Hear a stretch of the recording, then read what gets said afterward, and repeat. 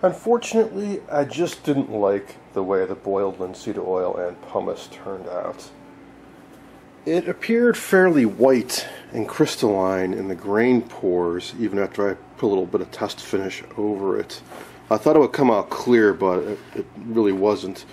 The other issue was there was some residue on the surface, and I tried sanding it down, and although I could, the pumice is a very gritty abrasive, and that would wear out the sandpaper very quickly, so it was turning out to be more work than I really wanted to do, so I simply stripped it off, and now I'm back to nice clean wood, and I'm just going to go with what I know, which is Constantine's paste wood filler.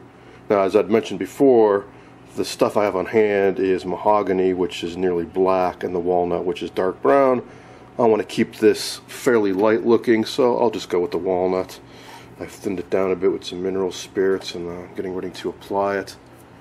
It's quite warm today, about 85 degrees, and even warmer out here on the back porch, so I expect this is going to go pretty quick.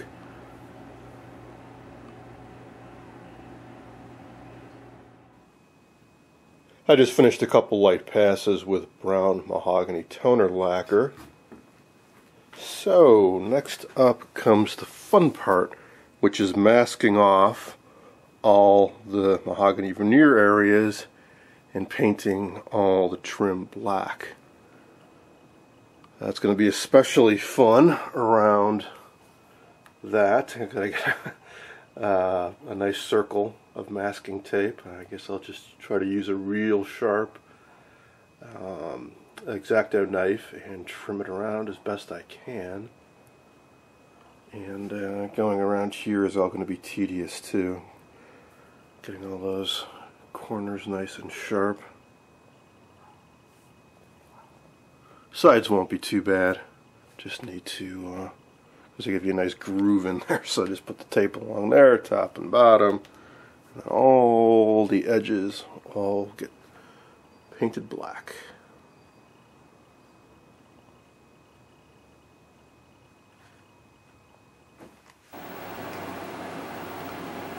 Unfortunately, after the coating of brown mahogany, I got this in some good light, and I decided that it was just a little too red.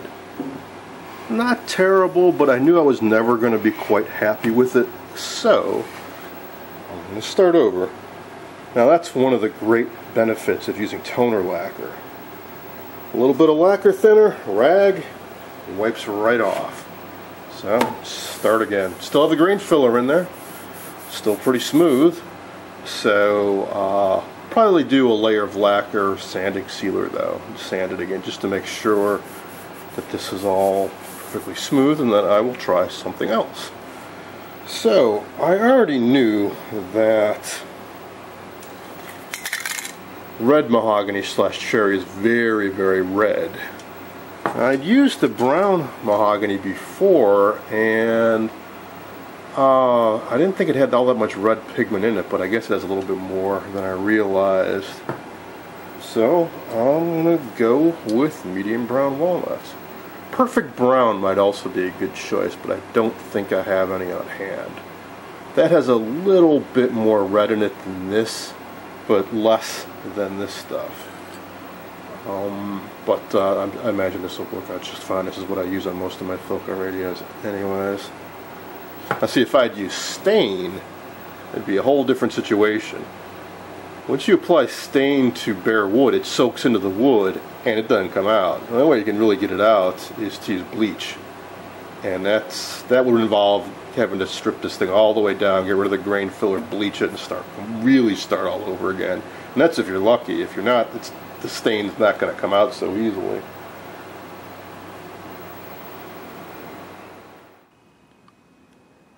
Alright, that didn't take too long. Here it is with the medium brown walnut toner. I think that looks a lot closer to the reference photos I found online. So now I can proceed to masking it off and putting on all that black trim.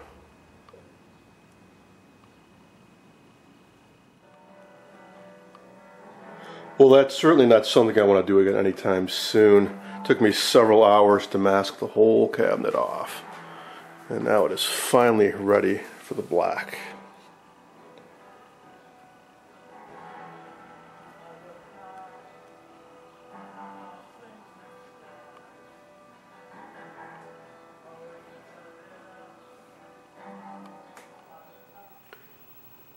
Unfortunately, when I sprayed on the coats of gloss lacquer, I ran into a little snag.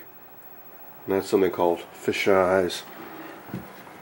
The sides and the top are fine.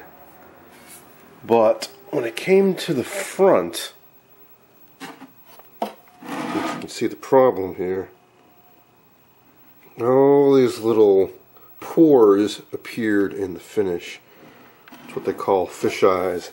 Typically that happens with lacquer because of contamination in the wood. Lacquer really doesn't like things like silicone or polyurethane. So like if this had been refinished in polyurethane and I didn't fully strip it off, the lacquer will not stick to it and it'll kind of like flow away from it as it cures. Or if you use like silicone based furniture polish like Pledge, terrible to use. Never ever ever use that stuff on antiques because if it gets down to the pores of the wood, it'll be virtually impossible to ever refinish it properly.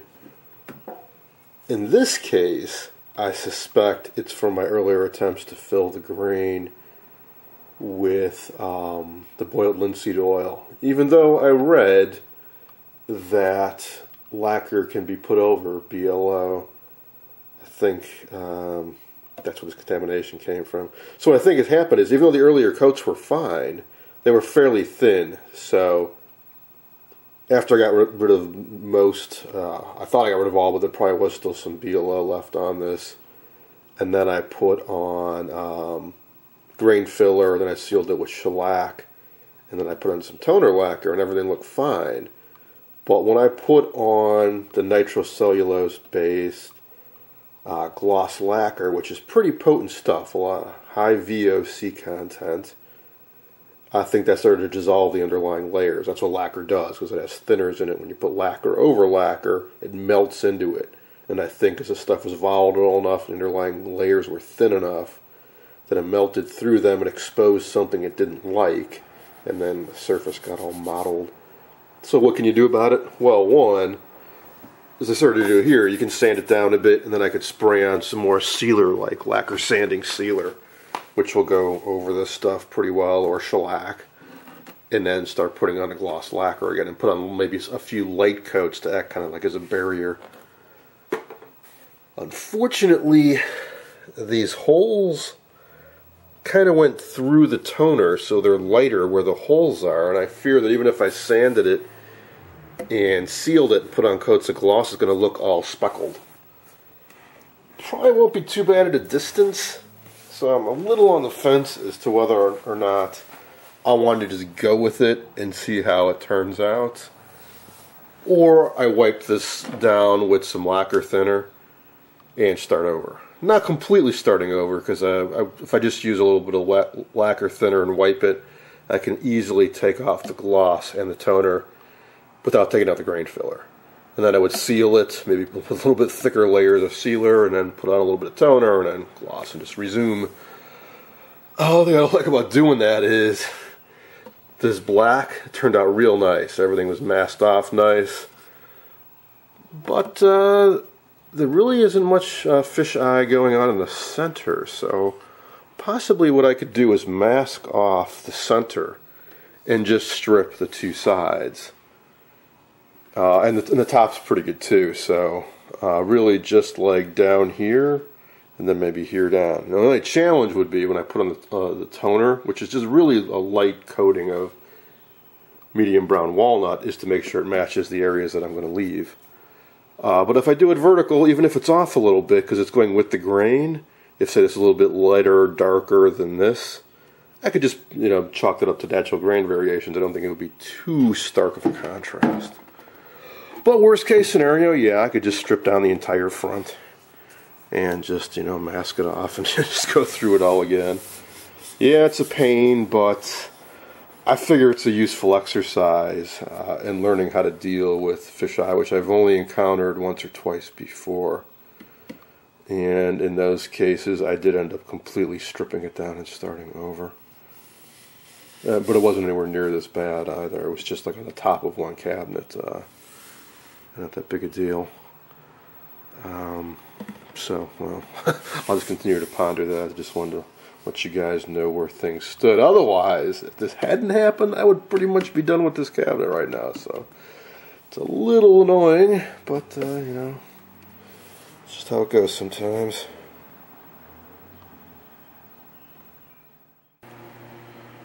Well, I'm almost back to the point where I can start putting on some new lacquer on the front again. So that's one of the things I like about lacquer, is that if you screw up, very easy to take a step or two back and then just resume. So all I did was take some of this Strip Fast Finisher Refinisher, which is fairly mild stuff, and took some paper towel, watered it up, put a little bit on it, and then just rubbed it, and the brown toner came right off, and the top couple layers of gloss too.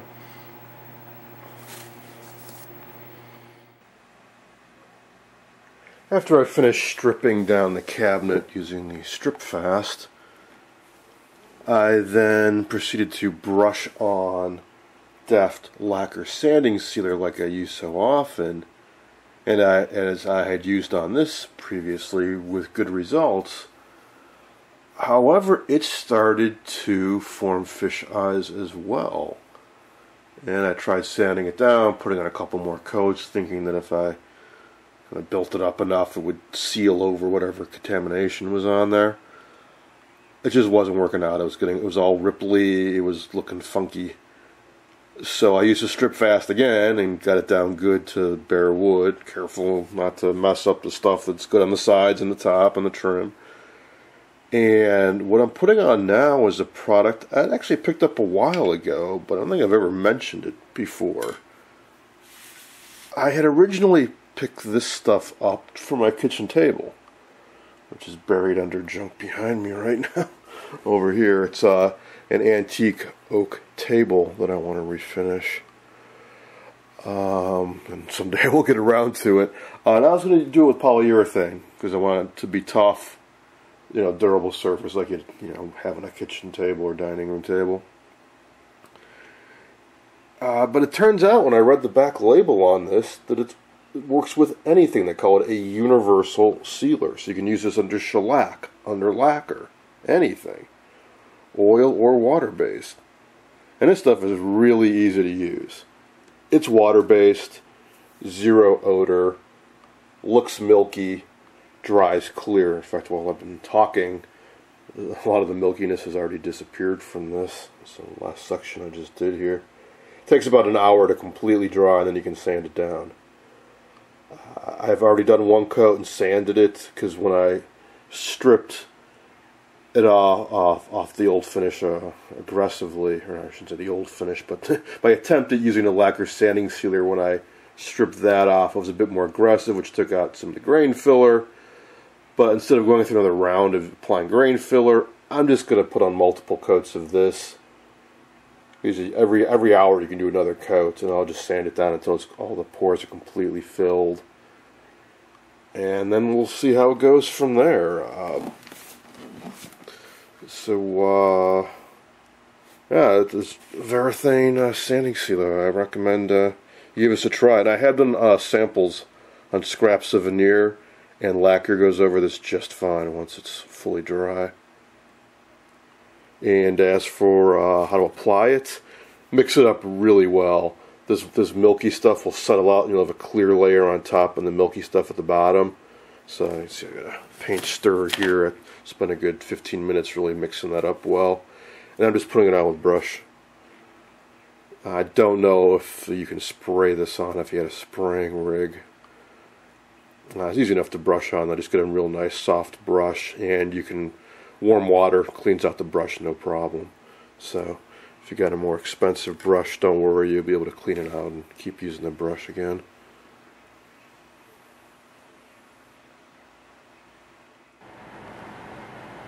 After that water-based sanding sealer had a few days to dry, I went with some lacquer sanding sealer.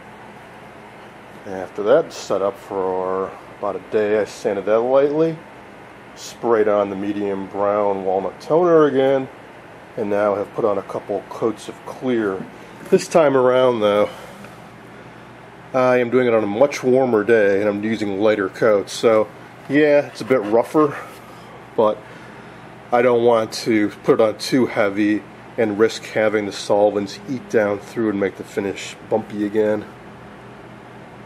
And so far, seems to be working out alright. I'll just have to do a bit of sanding to get rid of the rough surface is all. So I'll let this sit for a few more hours, a little light sanding, spray on a couple more coats, probably do a little more light sanding, and then finally 2 more coats for a total of 6 coats of clear, which is about what I typically do.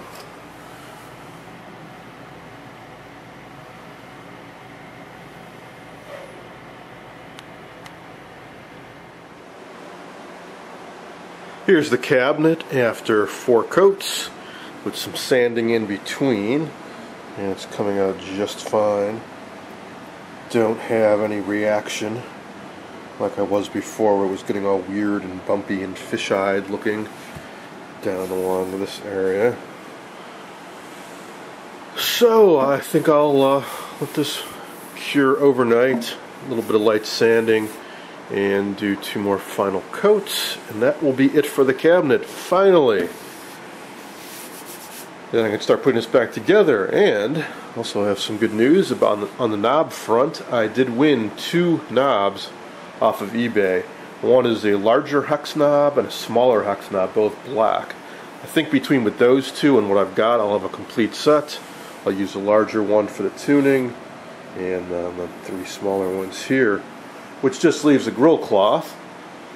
Also have good news on that front, and that is that Radio Days has gotten into the grill cloth business, and they are slowly introducing the various Philco patterns. I don't know if they'll ever do this one, but at least it's encouraging that there will be a supply of Philco grill cloth. I believe right now they have the V, the classic common V pattern available, and the ribbed pattern that's used in lots of 30s Philcos, including quite a few of the ones that I have. So like that 3862 I've been working on, I'll be able to replace the grill cloth in that.